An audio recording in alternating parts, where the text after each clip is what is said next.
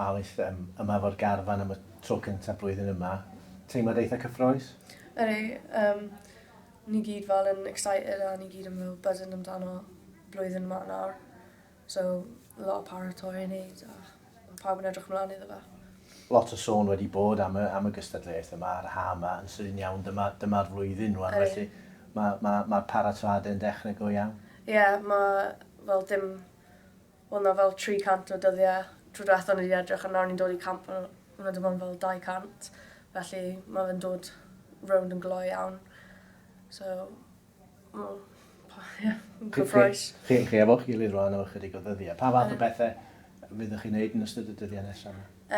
Wel, heddiw ni wedi cael fitness testing, wneud siŵr bod pawb fel di bod yn gweithio dros y Nadolig. A nawr fori ni gyda gêm yn erbyn ein gilydd, a wedyn di-ai ni gyda gêm yn erbyn tîm bechgyn o dan 15. So, wneud siŵr bod pawb yn... pobl ddim yn chwarae dros y Nadolig, wneud siŵr bod pawb yn cael gêm nawr. A wedyn paratoi a dewis y sgwad nawr ar diwedd y month yn erbyn Norwy. Dyna'r gêm gyntaf gennych chi yn erbyn Norwy diwedd y mis? Ie, so mae pawb yn trio ennill position nhw nawr yn y sgwad.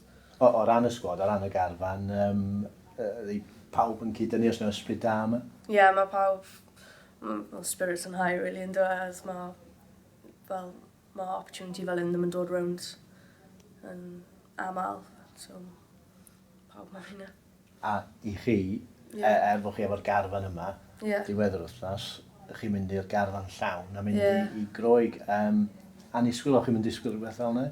Na, fi wedi bod ar stand-by nawr am wael gyda'r seniors a na fi newydd cael ei galw mewn i mynd i'r Groeg dydd Sadwrn, so byddai'n edrych ymlaen iddo fe, oedd mae fe'n experience fel gwych a byddai'n dda i fi gweithio gyda'r 2 keeper arall a wedyn byddai'n helpu fi gyda'r gêm ar diwedd y mis o byddai'n A wedyn y gêm ar diwedd y mis nebyn Norwy, dyna'r tro nesaf chi'n dod at eich gilydd fel carfan, o ran yr 19? Ie, gyda 19, ie. A wedyn, fi'n siŵr, dyna'r unig camp nawr.